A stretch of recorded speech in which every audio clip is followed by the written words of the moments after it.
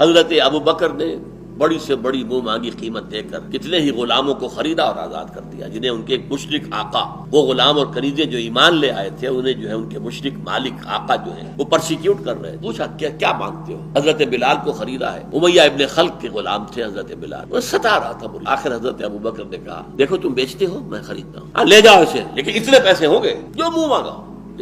کس لیے دیا؟ تاکہ اللہ راضی، اللہ کے ایک بندے کے اوپر سختی جو ہے ختم ہو جائے۔ جو ان کے والد تھے ابو قحافہ، انہیں جب معلوم ہوا تو انہوں نے کہا کہ یہ کیا تم اتنا بڑا سودا کر کے آئے ہو، اس غلام کو تم نے خریدا ہے؟ کوئی اچھا غلام، تکڑا غلام، جو جس سے کوئی کام بھی لیا جا سکے، وہ خریدا ہوتا۔